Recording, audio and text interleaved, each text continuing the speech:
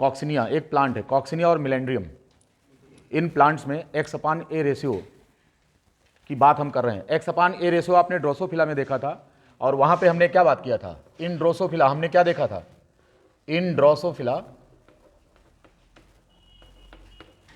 X/A ratio decides the sex. ये बताएगा कि उसका जेंडर क्या होगा। लेकिन अब इसमें वाई क्रोमोसोम का कोई रोल नहीं था। Y chromosome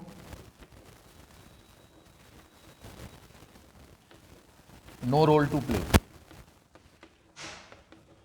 no role to play in sex. उसके सेक्स को डिसाइड करने में कि वो मेल होगा या फीमेल होगा, इसमें वाई क्रोमोसोम का कोई रोल नहीं दिखाया गया था। ड्रोसोफिला में हम लोगों ने X/A रेशियो निकाल करके और ये डिस्कशन कर लिया था कि किस ऑर्गेनिज्म का सेक्स किस तरीके का होगा, और यहाँ पर ए को काउंट करके, ए का नंबर काउंट करके हम लोगों ने प्लॉइडी जान लिया था कि ड्रोसोफिला मोनोप्लॉइड होगा, डिप्लॉइड होगा, ट्राइप्लॉइड होगा, है ना, या वो टेट्राप्लॉइड होगा। ये सारी चीज़ें हमने जान लिया था। हम लोगों ने ये भी देखा था कि वो मेल कब होगा, नॉर्मल मेल कब होगा, हाइपर मेल कब होगा, नॉर्मल फीमेल कब होगा, हाइपर फीमेल कब होगा, हाइपर माने सुपर फीमेल, और या फिर वो जो है इंटरसेक्स कब होगा। हमने आपसे ये भी बात किया था कि डाइप्लॉइड इंटरसेक्स जो होता है और ट्राइप्लॉइड, इन सब में इंटरसेक्स बनने की संभावना है या नहीं, इन पर डिस्कस किया था। ठीक, आगे आज हमें बात करनी है कि कॉक्सिनिया और मिलेंड्रियम इस प्रकार के जो प्लांट्स हैं, इनमें X/A रेशियो पर क्वेश्चन एक आध पूछे गए हैं। हालांकि उतना इंपॉर्टेंट चैप्टर नहीं है ये, लेकिन फिर भी थोड़ी सी बात इसको आप जान लीजिए कि X/A रेशियो यहाँ पर प्लांट्स में काउंट तो करता है, लेकिन अगर वाई क्रोमोसोम है तो फिर निश्चित रूप से वो मेल को डिसाइड कर देगा, X/A रेशियो कुछ भी कहता हो। Y chromosome has prominent role.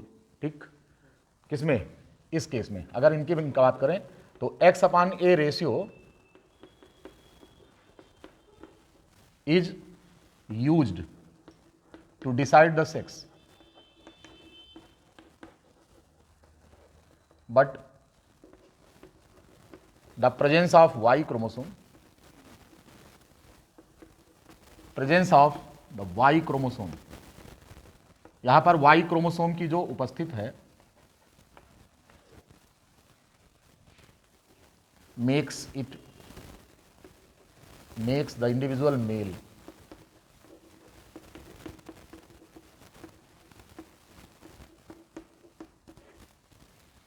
अगर वाई क्रोमोसोम है तो X/A रेशियो कुछ भी कहता हो, let the X/A ratio be any if the single Y chromosome is present in the sex genotype essentially male, तब यह निश्चित रूप से मेल हो जाएगा। इस पर X/A रेशियो आपका कुछ भी कहता हो।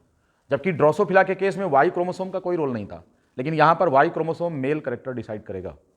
इस प्रकार से अगर मान लो कि XXAA यहां पर है जैसे, और ये Y है, अब आपको पता है कि अगर ये ड्रोसोफिला होता तो क्या हो जाता, तब ये 2/2 इक्वल्स टू 1, 1.0, तब इसको हम नॉर्मल फीमेल कहते हैं।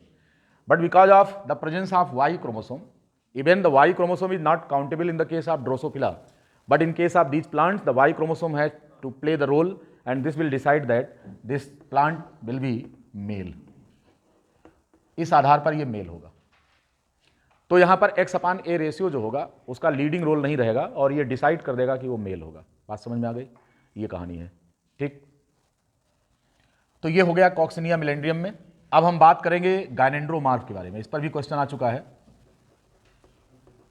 गायनेंड्रोमॉर्फ ड्रोसोफिला में ये पूछा जाएगा आपसे, ये गायनेंड्रोमॉर्फ्स क्या होते हैं। जैसे आपसे बात किया गया कि ड्रोसोफिला मेल है, फीमेल है, या फिर इंटरसेक्स है, नॉर्मल मेल है या सुपर मेल है, नॉर्मल फीमेल है या सुपर फीमेल है। लेकिन ड्रोसोफिला के केस में एक केस और देखने को मिला है कि ये गायनेंड्रोमॉर्फ भी बनते हैं। अब यहां पर गायनेंड्रोमॉर्फ दो टर्म से मिलकर बना हुआ, गायनो एंड एंड्रो। किससे बना हुआ है, देखिए तीन टर्म है, गायनो, गायनो प्लस एंड्रो प्लस मॉर्फ। यानी कि ऑर्गेनिज्म देखने में ऐसा लगेगा कि उसमें मेल फीचर भी है शरीर के आधे हिस्से में, और शरीर के आधे हिस्से में फीमेल फीचर है। ये तो इस प्रकार देख सकते हैं कि हमारे यहाँ भगवान शंकर जी अर्धनारीश्वर, शरीर के आधे हिस्से में भगवान शंकर जी हैं और आधे हिस्से में माँ पार्वती विराजमान हैं। तो क्या कहते हैं उनको, अर्धनारीश्वर। जय हो अर्धनारीश्वर जी की, है कि नहीं। हमारे यहाँ ऐसा है, हिंदू मैथोलॉजी में कहा जाता है ऐसा। तो इस प्रकार का ड्रोसोफिला को भी देखने को मिलेगा कि ड्रोसोफिला का आधा हिस्सा जो है वो मेल है और आधा हिस्सा कैसा है, फीमेल है। यानी कहने का मतलब कि मक्खी को अगर हम बनाना चाहें, सपोज करो कि ये है, तो ये इसका एंटीना हो गया और ये आइज हैं इसकी,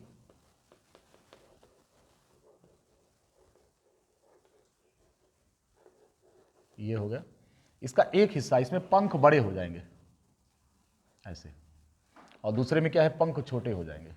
यहाँ पर जो ब्रेसिल्स होते हैं वो क्या हो जाएंगे, बड़े बड़े हो जाएंगे, और यहाँ पर ब्रेसिल्स छोटे छोटे। तो शरीर का जो आधा हिस्सा है इधर का अगर आप देखें तो this representing male and this representing female, and such kind of animal having the 50% parts of the body just like male and in 50% it represents the female character, and such combination of the animal is known as gynandromorph. Morph माने रूप है, कैसा रूप दिख रहा है, वो जो है मेल और फीमेल दोनों का रूप दिखे एक ही एनिमल में, हम इसे गाइनेंड्रोमार्फ कहते हैं। स्ट्रक्चर इस प्रकार का। अब हम इसके साइटोलॉजिकल डिटेल पर चलेंगे कि what is the cause of this gynandromorphism. इस प्रकार के एनिमल्स कैसे पैदा हो जाते हैं जो गाइनेंड्रोमार्फ्स होते हैं। क्वेश्चन हो सकता है यहाँ तक पहुंचे एग्जामिनर। पीजीटी की बात कर रहा हूँ, हायर में तो फिर उसका कोई लेवल नहीं है। हम पीजीटी की बात कर रहे हैं कि पीजीटी वाले इस क्वेश्चन पर पहुंचेंगे या नहीं। गाइनेंड्रोमार्फ की बात करें, अगर पहुंचते हैं तो उत्तर क्या होगा, तो निश्चित रूप से इनके साइटोलॉजिकल कॉम्बिनेशन की बात करनी है हमको कि क्रोमोसोम किस प्रकार से व्यवस्थित होते हैं, यहाँ पर ये देखना है। ड्रोसोफिला में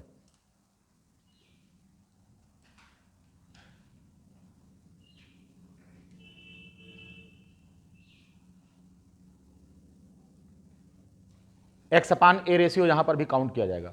गाइनेंड्रोमार्फ को डिसाइड करने में एक्स अपान ए रेशियो का इंपॉर्टेंट रोल है।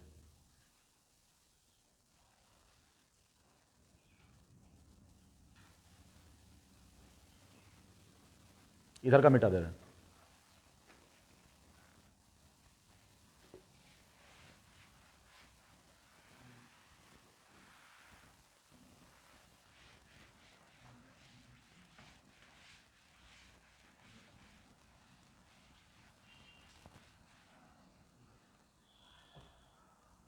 यस, इसमें देखें आप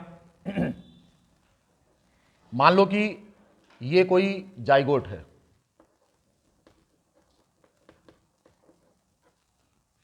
इस जाइगोट में जो कॉम्बिनेशन है वो कैसा है,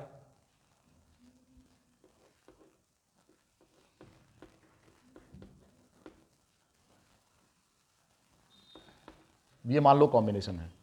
अगर इस जाइगोट को एज इट इज डेवलप होने दिया जाए तो ये एनिमल क्या बनेगा, ये एनिमल अगर ड्रोसोफिला है तो इसका सेक्स कैसा आएगा, ये नॉर्मल फीमेल होगा, क्योंकि इसमें 2 एक्स हैं और 2 ए हैं, तो एक्स अपान ए रेशियो से तो 2/2 कितना निकलेगा, 1 हो जाएगा, वो नॉर्मल फीमेल होगा। लेकिन अब अगला जब डिवीजन होता है, जब इस सेल का डिवीजन होता है, दोनों सेल्स अलग नहीं हुई हैं, एक ही के साथ जुड़ी हैं, यानी कि एनिमल एक ही है, लेकिन कॉम्बिनेशन यहां पर क्या हो गया, यहां पर कॉम्बिनेशन एक के हिस्से में XXAA है, दूसरे के हिस्से में क्या है, यहां पर X0AA है, ऐसा है। यानी कि इसमें से जब डिवीजन हुआ तो डिवीजन होते समय एक सेल तो इधर है दूसरी, लेकिन दोनों सेल एक दूसरे से जुड़े हैं। अब उस दौरान यहां पर से एक एक्स क्रोमोसोम डिलीट कर गया। अब इस डिलीशन का कोई भी कारण हो सकता है, तो अगर यहां से एक क्रोमोसोम किसी भी कारण से जो है डिलीट हो गया, तो ऐसी कंडीशन में आप देखेंगे कि इधर का कॉम्बिनेशन क्या कह रहा है, एक्स अपान ए रेशियो इस सेल का क्या होगा, तो ये 2/2 इक्वल्स टू 1.0, तो ये तो नॉर्मल फीमेल हो जाएगा। और अगर हम इसे देखें तो 1/2 हो जाएगा X upon A ratio, this will be equals to 0.5, now it is the normal male. इस प्रकार से यह जो एनिमल बनेगा वो कैसा हो जाएगा, इस प्रकार का दिखेगा कि ये वाला पोर्शन यहां पर कैसा कॉम्बिनेशन है, तो यहां पर XXAA है और इस एरिया में X0AA है। बात समझ में आ गई सभी को, ये है, यानी कि इस सेल का डेवलपमेंट इस प्रकार हुआ, ठीक है। अब यहां पर चूंकि अगर हम इस पैटर्न पर देखते हैं तो कहेंगे साहब इस तरफ जो है इस तरफ वाले हिस्से में मेल बनना चाहिए, तो चलो हम इसको कर दे रहे हैं। डिवीजन इस प्रकार का हुआ कि ये XXAA हो गया, अब यहां पर कितना हो जाएगा, ये 2/2 1.0 हो जाएगा और इधर 1/2 होगा, तो ये हो जाएगा 0.5। चलो वैसे हम देख लेते हैं, तो अब ये मेल हो जाएगा और ये फीमेल हो जाएगा इस प्रकार से, और इसी से पूरा एनिमल अब डेवलप हो गया। तो शरीर के इस हिस्से से जितने पार्ट्स बनेंगे उन सब में कौन सा फीचर आएगा, मेल का, और इस सेल से शरीर के जितने पार्ट बनेंगे उसमें कौन आएगा, फीमेल का लक्षण आएगा। और चूंकि आपको पता है कि ये जो एनिमल है ये फाइलम आर्थ्रोपोडा को बिलोंग करता है, और फाइलम आर्थ्रोपोडा में जो डेवलपमेंट होता है, एम्ब्रायोनिक डेवलपमेंट, वो कैसा होता है? डिटर्मिनेट होता है या इनडिटर्मिनेट? तो वो डिटर्मिनेट होता है, डिटर्मिनेट होता है, क्योंकि fate of blastomere is decided is very early, बहुत ही आसानी से। तो इसमें शरीर का आधा हिस्सा डिसाइड करेगा कि हमको ये काम करना है, और आधा यहीं पर डिसीजन हो जाता है। अब अपने क्रोमोसोम के हिसाब से रोल प्ले करेंगे, और इस तरह से शरीर का आधा हिस्सा मेल आधा हिस्सा फीमेल हो जाएगा। It is the concept of gynandromorphism. यहां पर जो एनिमल बन रहा है ये क्या है? ये गाइनेंड्रोमॉर्फ है, राइट? ये चीज है। सवाल पूछिए। इकाइनोडर्मेटा से लेकर के ऊपर हायर जितने भी हैं उनमें इनडिटर्मिनेट होता है, और उसके नीचे जो प्रोटोस्टोम्स होते हैं, तो ये सब प्रोटोस्टोम में ही तो आते हैं, एस्कैरिस में ही नहीं। वो तो एस्कैरिस एक एग्जाम्पल आपने पढ़ा है। हाँ, एस्कैरिस के साथ बाकी अन्य फाइला जितने भी प्रोटोस्टोमिया में आते हैं, इन सभी में डिटर्मिनेट क्लीवेज होता है, यानी कि fate of the blastomere is decided very earlier. तो एक सेल अगर दो में अलग हो जाए, दोनों अलग अलग दो एम्ब्रियो बनाए, तो एक एम्ब्रियो आधा ही बनेगा, पूरा नहीं बनेगा, और दूसरा आधा बन जाएगा, हाफ पार्ट ये डेवलप करेगा, हाफ वो, क्योंकि वहां पर ब्लास्टोमियर के हिस्से में काम का बंटवारा हो जाता है, तुमको इतना काम करना है, तुम्हें इतना काम करना है। तो ये पैटर्न होता है डेवलपमेंट का।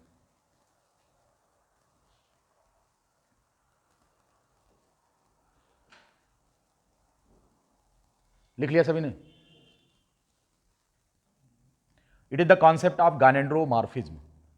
अब तक हमने क्रोमोसोमल बेसिस पर आपको बता दिया सारा। अब हम बात करेंगे कि इन्वायरमेंट का क्या असर होता है, effect of environment on sex determination.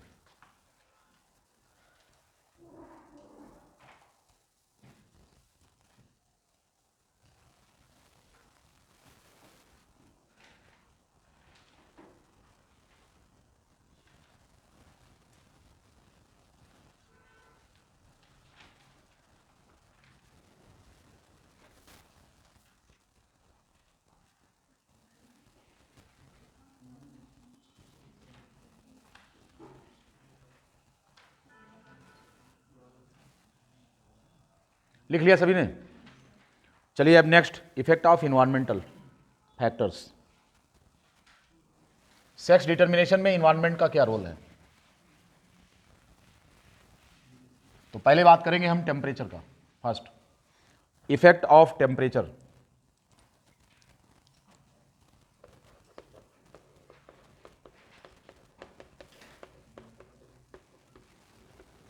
Effect of temperature on sex determination.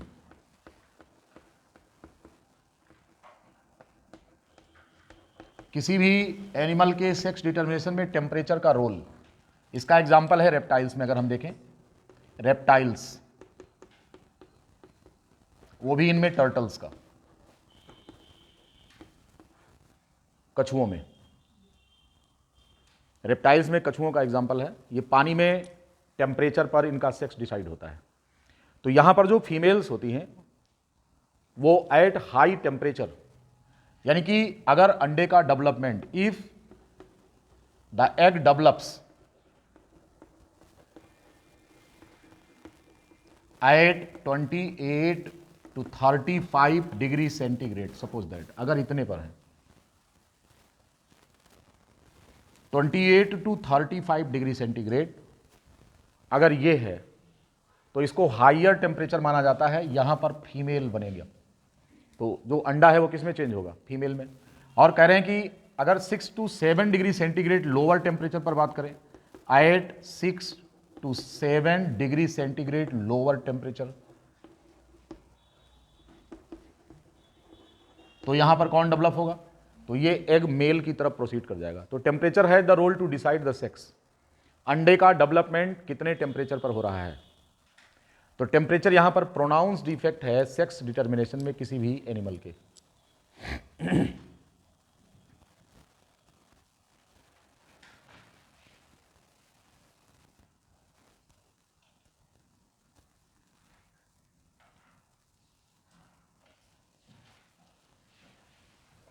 लिख लिया सभी ने?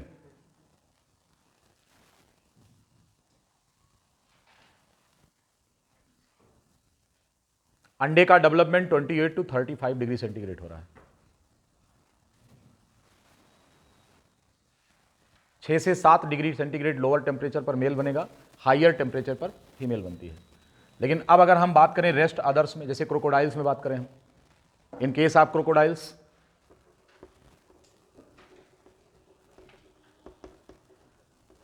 इनमें अगर हम बात करें एग का डेवलपमेंट, तो कह रहे हैं कि द कंडीशन इज रिवर्स।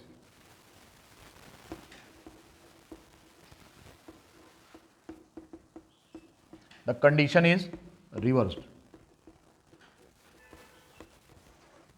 यहां पर कंडीशन रिवर्स है। इसमें क्या हो रहा है, इसमें जो मेल होता है develops if egg put at higher temperature.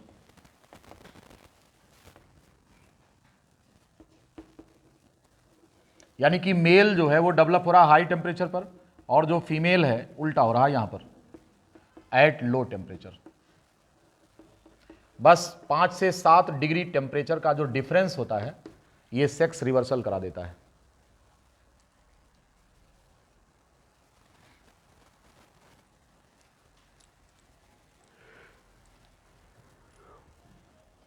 पांच से 7 डिग्री टेम्परेचर का जो डिफरेंस होगा that causes the reversal in sex.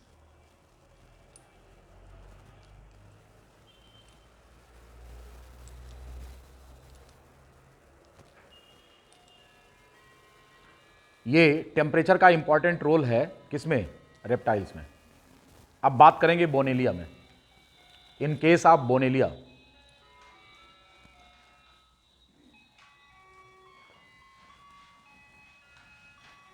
बोनेलिया एक एनिमल है, इसमें क्या होता है,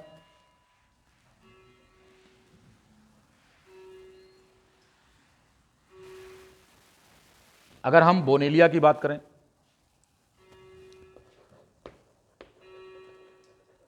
अलग अलग केसेज हैं ये इन बोनेलिया। सामान्य तौर पर यहां पर जो मेल होता है that lives in the uterus of female. यहां पर क्या है, जो मेल है lives in the uterus of female.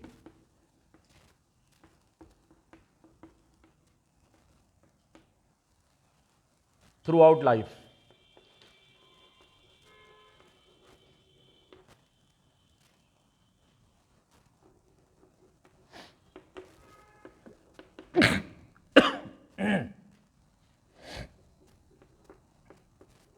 ये है, अगर देखें यहां पर तो इसका जो मेल होता है this lives in the uterus of female, सबसे पहली बात। दूसरी चीज ये है कि अंडे का डेवलपमेंट होते समय अगर एम्ब्रियो को चिपका दिया जाए किस पर, प्रोबोसिस पर, उसके अगर फीमेल के प्रोबोसिस पर एम्ब्रियो का डेवलपमेंट हो रहा है तो ये मेल में कन्वर्ट होगा।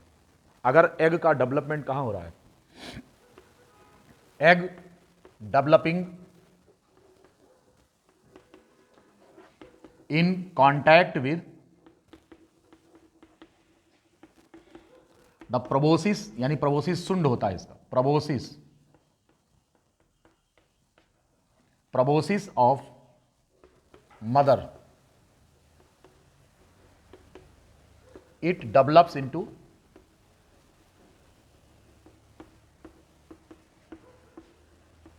तब इसका जो सेक्स होगा ये मेल होगा। अंडा कहां डेवलप हो रहा है, attach to the proboscis. Proboscis part है मदर का। तो इस प्रकार से अंडे का डेवलपमेंट अगर प्रोबोसिस के साथ अटैच्ड फॉर्म में है तो this will develops into male, तो ये मेल में डेवलप हो जाएगा अंडे का डेवलपमेंट अगर ऐसा हो रहा है तो।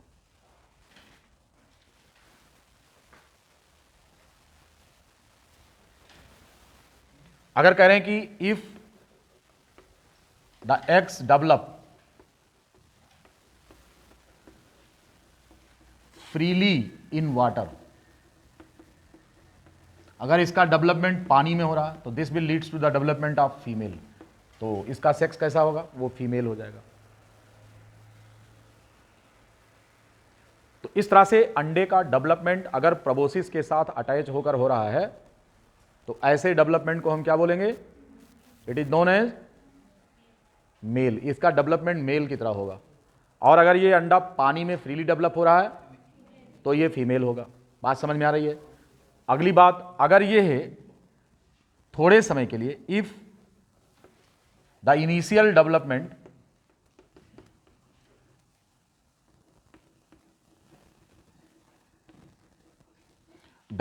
Of egg takes place in contact with proboscis, takes place in the contact with proboscis,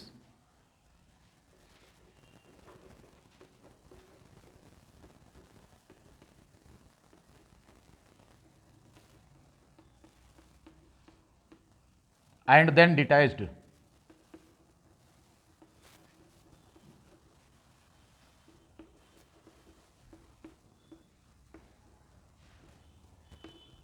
to develop in water। फिर इसको वहां से अलग होकर पानी में डेवलप होता है।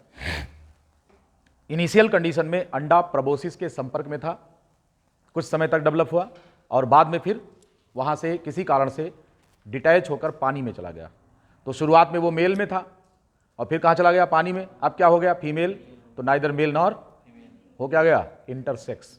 ऐसी कंडीशन में ये जो एनिमल होगा, the animal will be intersex, animal will be intersex, neither male nor female, तब ये इंटरसेक्स हो जाएगा। बात को समझ रहे हैं ना?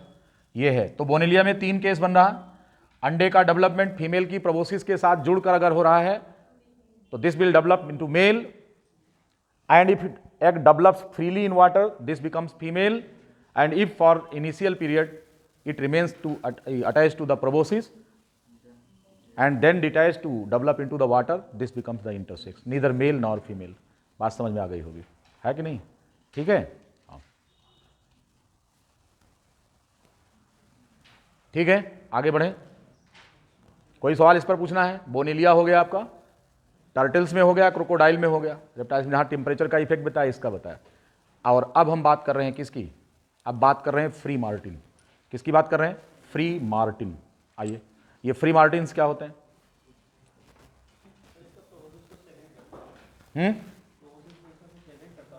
क्या चीज? मैंने कहा ना कि जितना आपको पढ़ा दिया, अब इसका जो इम्पैक्ट होता है, जैसे आप सवाल पूछो कि टेम्परेचर का क्या इम्पैक्ट पड़ता है इसका, तो वो एक साइटोलॉजिकल स्टडी हो गई ना। और आप थोड़ी सी चीज़ पढ़ रहे हैं और ये मास्टर लोग छोड़ते नहीं है, इतनी सारी बातें उठाकर आपको पीजीटी में क्वेश्चन पूछ लेंगे। तो जहाँ तक है उसकी बात कर रहा हूँ। और इस पर इम्पैक्ट देखिए, हर चीज़ के डेवलपमेंट के लिए क्या होता है, उसका एक केमिकल एटमॉस्फेयर होता है। जैसे हम बताएं कि प्रोबोसिस के पास तो वहाँ कोई एक ऐसी सेल होगी या वहाँ का एक लोकल केमिकल एटमॉस्फेयर होगा जो उस दिशा में प्रेरित कर रहा है कि नहीं? हाँ, तो इनको हम कहते हैं ऑर्गेनाइजर्स। स्पेसिफिक बायोमोलिक्यूल्स होते हैं, एक पर्टिकुलर एरिया में उनका कंसंट्रेशन होता है। अब पता लगा कि वहां से निकलकर ये पानी में चला गया, तो उतनी देर तक उनकी ट्रेनिंग उस केमिकल एटमॉस्फेयर में हुई और बाद में पानी में, तो पानी में साल्ट का परसेंटेज प्लस माइनस हुआ, तो वो उस पर उसका असर पड़ता है। इससे जीन का जो डेवलप कर रहा है उस पर असर पड़ता है कि वो एक्सप्रेस करेगा या नहीं करेगा। अब ये पूरी उसकी एक कहानी है, वो डेवलपमेंटल बायोलॉजी में आप पढ़ेंगे, इतना डिटेल नहीं पढ़ना है। इतना तो CSIR में नहीं पूछेंगे कि टेम्परेचर ने क्या काम किया वहाँ पर, है कि नहीं? हाँ, तो हम केवल इतना जानेंगे, उदाहरण आपको दे रहे हैं और इनका इम्पैक्ट फैक्टर्स दे रहे हैं कि कौन कौन से फैक्टर डिसाइड कर रहे हैं सेक्स को। ये बहुत है, इतना पर्याप्त नॉलेज है आपका।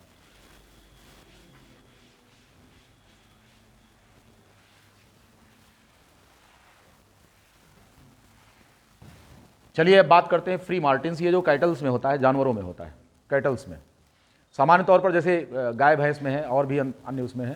तो ये जो फ्री मार्टिन्स होते हैं ये सेक्स रिवर्स्ड होते हैं, sex reversed females into male. जो फीमेल होता है वो मेल में चेंज हो जाता है।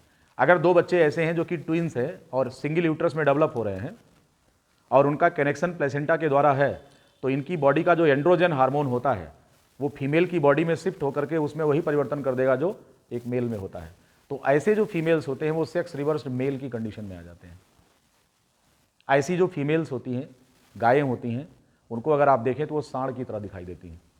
ऐसी गायों को आपने देखा होगा, बिल्कुल तंदुरुस्त गायें होती हैं, सामान्य तौर पर वो इनफर्टाइल हो जाती हैं, इनफर्टाइल होती हैं। इनको हम फ्री मार्टिन्स कहते हैं। तो ये कैटल्स में डेवलप होता है, फ्री मार्टिन्स में। तो मेंशन कर लो इस चीज़ को कि अगर ट्विंस डेवलप कर रहे हैं, if twins develop in single uterus in cattle, twins develop in single uterus in kettles, अगर ट्विंस एक ही यूट्रस में डेवलप हो रहे हैं, twins develop in single uterus in cattles, what happens? The androgen from male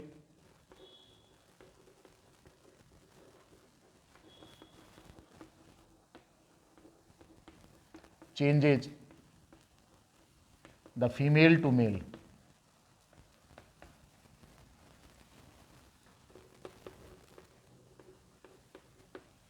Such sex reversed females, basically होते तो female हैं, sex reversed females known as free martins, इन्हीं को हम फ्री मार्टिन्स कहते हैं।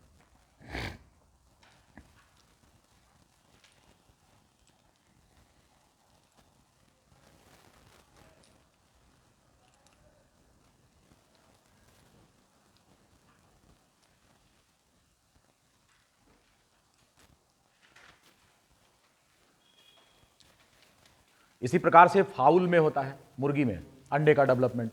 तो फाउल में क्या होता है, वहां पर जो सेक्स रिवर्स्ड फीमेल होती है उसको हम क्या कहते हैं, उसको ये क्रूज हेंस कहते हैं। क्रूज, CREW, क्रूज हेंस कहते हैं। वो भी सेक्स रिवर्स्ड फाउल होते हैं।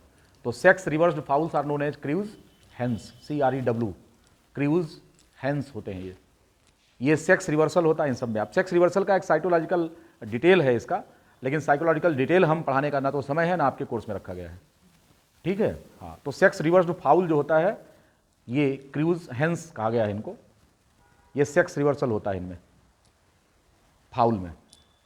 और फ्री मार्टिन कौन होते हैं, ये कैटल्स में डेवलप होते हैं। लिख लिया सभी ने? तो this was all about the sex determination in animals. यहीं पर हमें अब जानना है कि बार बॉडीज क्या होती हैं, बार बॉडीज एंड लायोनाइजेशन। दो चीजें यहां समझ लें, फिर आगे चलते हैं। तो बात किस पर करेंगे, concept of bar bodies. Next इसी के साथ लगा हुआ है ये कॉन्सेप्ट ऑफ बार बॉडीज। इसमें दो तीन टर्म है, डोसेस कंपनसेशन है, बार बॉडीज है और लायोनाइजेशन है। बार बॉडीज पर आप समझ लीजिए, दरअसल में बार बॉडीज जो होते हैं विशेष प्रकार के क्रोमोसोम्स होते हैं जो कि हेट्रोक्रोमेटिन होते हैं। ये बार बॉडीज, जैसे अगर किसी फीमेल की हम बात करें, फीमेल में जैसे कि सेक्स जीनोटाइप XX है, अगर 3 है तो इनमें से जो 2 क्रोमोसोम होते हैं ये कैसे हो जाते हैं, इनर्ट हो जाते हैं, ये जेनेटिकली फंक्शनलेस होते हैं और ये हेट्रोक्रोमेटिक फॉर्म में कन्वर्ट हो जाते हैं। क्या हो जाते हैं, बिकम हेट्रोक्रोमेटिक। ये क्या हो जाते हैं, हेट्रोक्रोमेटिक हो जाते हैं। इस तरह की फाइंडिंग मोरे बार ने सबसे पहले की थी। मोरे बार वैज्ञानिक का नाम था और उन्हीं के नाम पर इसे बार बॉडी कहा गया। ये जो दोनों हैं ये न्यूट्रल हो जाते हैं, इन 3 में से केवल एक एक्सप्रेस करेगा। तो इस प्रकार के सेक्स जीनोटाइप आपको दे देंगे और पूछेंगे इनमें बार बॉडीज कितने बनेंगे, कि अगर सेक्स जीनोटाइप XXX है तो बार बॉडीज कितने बनेंगे। तो यहां पर हमेशा ध्यान रहे कि सेक्स जीनोटाइप में जितने X क्रोमोसोम्स होते हैं -1 कर देते हैं, उतने बार बॉडीज बन जाएंगे, क्योंकि इनमें से फंक्शनल केवल एक X क्रोमोसोम होता है। तो ऐसी कंडीशन में सिंगल X क्रोमोसोम, ये बार बॉडीज की बात कर रहे हैं, यहां पर single X chromosome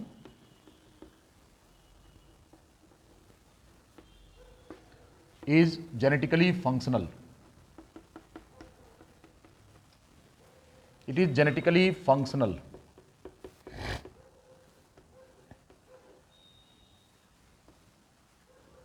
becomes heterochromatic। यहां पर ये एक फंक्शनल रहेगा, रेस्ट अदर्स क्या होंगे, become genetically inert।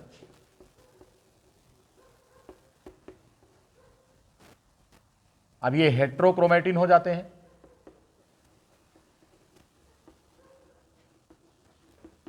ये सब हेट्रोक्रोमेटिन हो जाते हैं, नोन एज, इन्हीं को हम क्या नाम देते हैं, बार बॉडीज कहते हैं। ये माइक्रोस्कोपिक ऑब्जर्वेशन में दिखेंगे। जब हम इन क्रोमोसोम्स को माइक्रोस्कोप में ऑब्जर्व करते हैं तो ये हमको दिखाई देते हैं, बार बॉडीज। अब इन पर सिंगल क्वेश्चन यही पूछा जाएगा कि अगर किसी भी फीमेल में सेक्स जीनोटाइप ट्रिपल एक्स है तो what will be the number of bar body. तो यहां पर आप क्या करेंगे 1 माइनस एक्स, तो आपको मालूम है कि एक्स माइनस वन, एक्स क्या है नंबर ऑफ एक्स क्रोमोसोम, तो ये कितना हो जाएगा एक्स यहाँ पर 3 है -1 इक्वल्स टू 2 बार बॉडी आपको मिल जाएंगे। और यही 2 बार बॉडी हेट्रोक्रोमेटिन में कन्वर्ट हो जाते हैं, डीपली स्टेन लेते हैं, कंडेंस्ड हो जाते हैं, जेनेटिकली इनर्ट हो जाते हैं, इनको हम बार बॉडी कहते हैं। आप कहेंगे कि साहब ये जरूरी है क्या? बिल्कुल जरूरी है कि सेक्स जीनोटाइप अगर मान लेते हो कि 2 एक्स हैं तो इसमें से केवल एक ही एक्स सक्रिय होगा, दूसरा उसका डोज कंपनसेट कर देगा। जो यहाँ पर डिसअपियर होते हैं इनके डोज को कौन कंपनसेट करता है? बचा वाला। तो इस घटना को क्या कहा जाता है जेनेटिक लैंग्वेज में? डोसेस कंपनसेशन कहा जाता है। चूंकि इसका ऑब्जर्वेशन लॉयन नाम के साइंटिस्ट ने किया था, उनके नाम पर लियोनाइजेशन कहा जाता है। लायोनाइजेशन कहा जाएगा इसको, LYONIZATION। ये लायोनाइजेशन का मतलब क्या हुआ कि डोसेस कंपनसेशन, इसी को कहा जाता है।